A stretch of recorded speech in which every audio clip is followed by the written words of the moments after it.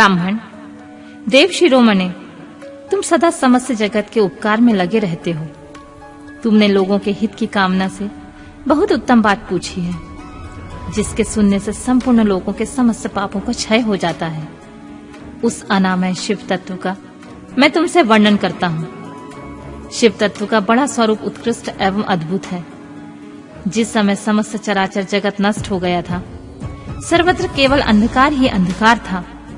न सूर्य दिखाई देते थे, न चंद्रमा, अन्य ग्रहों और नक्षत्रों का भी पता नहीं था। न दिन होता था, न रात। अग्नि, पृथ्वी, वायु और जल की सत्ता भी नहीं थी। प्रधान तत्व से रहित सूना आकाश मात्र शेष था। दूसरे किसी तेज की उपलब्धि नहीं होती थी। अदृष्ट आदि का भी अस्तित्व नहीं था। शब्द और स्पर्श भी साथ छोड़ चुके थे। गंध और रूप की भी अभिव्यक्ति नहीं होती थी। रस का भी अभाव हो गया था। दिशाओं का भी भान नहीं होता था। इस प्रकार सब और निरंतर सूची में और घोर अंधकार फैला हुआ था। उस समय तत्व सत ब्रह्मा, इसी श्रुति में जो सत सुना जाता है, एकमात्र वही शेष था। जब यह, वह, ऐसा, जो इत्यादि रूप से निर्दिष्ट होने वाला भावात्मक जगत नहीं था, उसी समय एकमात्र सत ही शेष था, जिसे योगी जन अपने हृदय आकाश के भीतर निरंतर देखते हैं। वह सब तत्व मन का विषय नहीं है। वाणी की भी वहां तक कभी पहुंच नहीं होती। वह नाम तथा रूप रंग से भी शून्य है। वह न स्थूल है, न कृश है, न हस्व है, न दीर्घ है तथा न लघु, न गुरु। उनमें न कभी वृद्धि नहीं होती, न हास्य। श्रुति भी उसके विषय में चकित भाव से है। इतना ही कहती है, अर्थात उसकी सत्ता मात्र का ही निरूपण कर पाती है।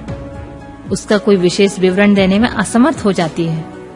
वह सत्य ज्ञान स्वरूप, अनंत परमानंदमय, परम ज्योति स्वरूप, अप्रमेय, आधार रहित, निर्विकार, निराकार, निर्गुण, योगी गम्य, सर्वव्यापी, सबका एकमात्र कारण, निर्विकल्प, निरारंभ, माया शून्य, उपद्रव रहित, अद्वितीय, अनादि अनंत, संकोच, विकास से शून्य तथा चिन्मय है।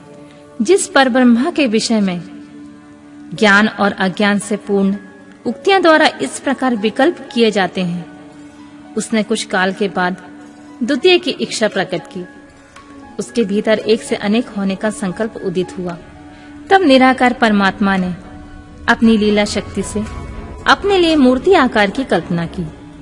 वह मूर्ति संपूर्ण ऐश्वर्य गुण से संपन्न, सर्वज्ञानीमय, शुभ स्वरूपा, सर्वव्यापिनी, सर्वरूपा, सर्वदर्शिनी, सर्वकारिणी, सबकी एकमात्र वंदनीय, सर्वज्ञा, सब कुछ देने वाली और संपूर्ण संस्कृतियों का केंद्र थी। उस शुद्ध रूपणी ईश्वर मूर्ति की कल्पना करके वह अद्वितीय, अनादि, अनंत, सर्व प्रकाशक, चिन्मय, सर्वव्यापी और अविनाशी परब्रह्मा अंतर्निहित हो गया।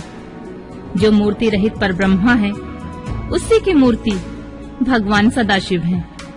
अवाचनीय और प्राचीन विद्वान उन्हीं को ईश्वर कहते हैं। उस समय एकाकी रहकर स्वेच्छा अनुसार विहार करने वाले उन सदाशिव ने अपने विग्रह से ही स्वयं एक स्वयंभूता सृष्टि की रचना की, जो अपने श्रीअंग से कभी अलग होने वाली नहीं थी।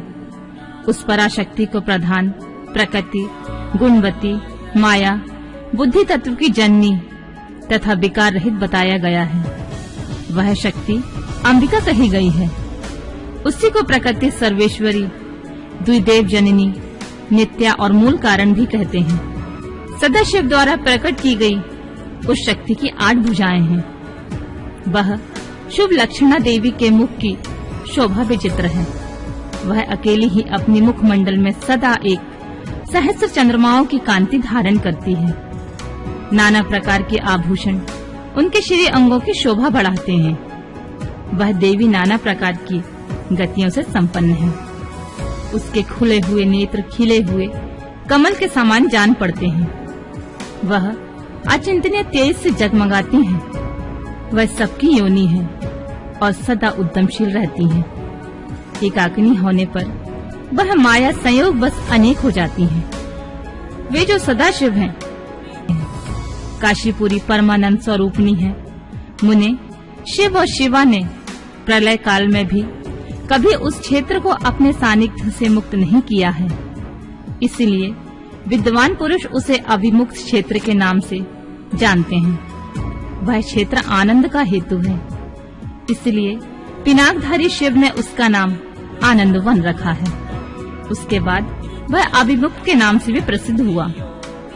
देवर्षि एक समय उस आनंद वन में रमण करते हुए शिवा और शिव के मन में यह इच्छा हुई कि किसी दूसरे पुरुष की भी सृष्टि करनी चाहिए, जिस पर यह सृष्टि संचालन का महान भार रखकर हम दोनों केवल काशी में रहकर इच्छा अनुसार विचरें और निर्वाण धारण करें। वही पुरुष हमारे अनुग्रह से सबके सृष्टि करे, पालन करे और वही अंत में सबका संहार भी करे।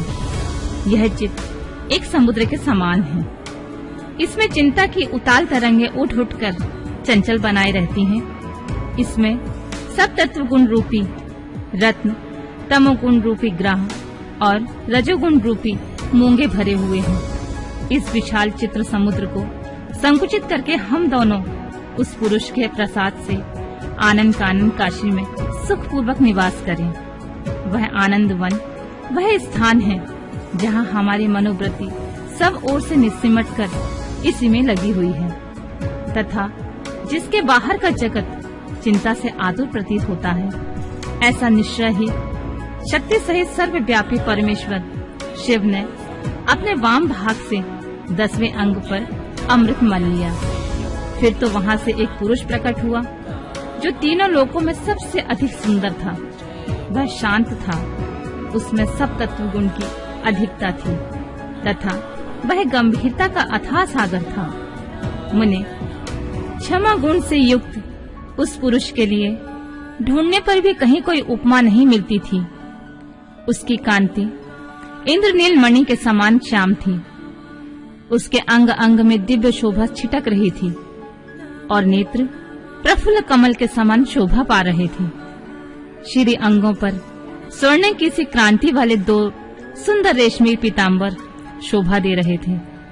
किसी से भी पराजित न होने वाला वह वीर पुरुष अपने प्रचंड भुज दंडों से सुशोभित हो रहा था। तदंतर उस पुरुष ने परमेश्वर शिव को प्रणाम करके कहा, स्वामिन, मेरा नाम निश्चय कीजिए, काम बताइए। उस पुरुष की यह बात सुनकर महेश्वर भगवान शंकर हंसते हुए मेघ के समान गंभीर वाणी में बोले, वत्स, व्यापक होने के कारण तुम्हारा नाम विष्णु नाम से विख्यात हुआ। इसके सिवा और भी बहुत से नाम होंगे जो भक्तों को सुख देने वाले होंगे।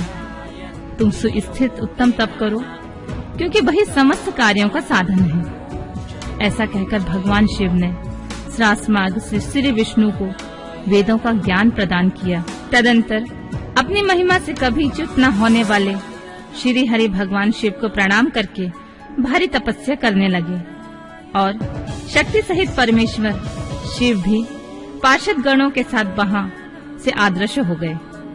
भगवान विष्णु ने सुदीर्घ काल तक बड़ी कठोर तपस्या की।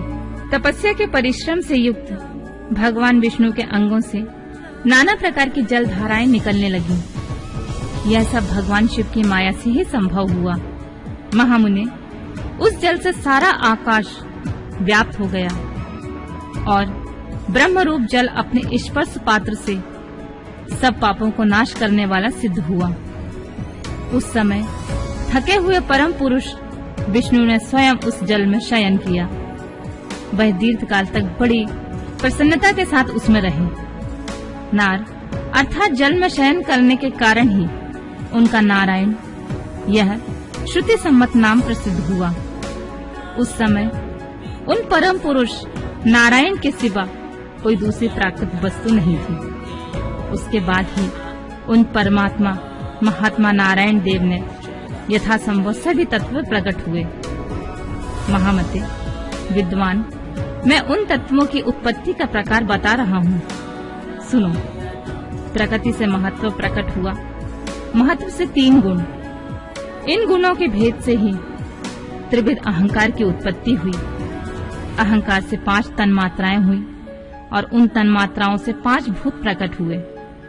उसी समय ज्ञानेंद्रियों और कर्मेंद्रियों का भी प्रादुर्भाव हुआ। मुनिश्रेष्ठ, इस प्रकार मैंने तुम्हें तत्वों की संख्या बताई है। इनमें से पुरुषों को छोड़कर शेष सारे तत्व प्रकृति से प्रकट हुए हैं। इसीलिए सबके सब जड़ हैं। तत्वों की संख्या 24 है। उस समय एकाकार हुए 24 तत्वों को ग्रहण करके वे परम पुरुष नारायण भगवान शिव की इच्छा से ब्रह्मरूप जल में सो गए।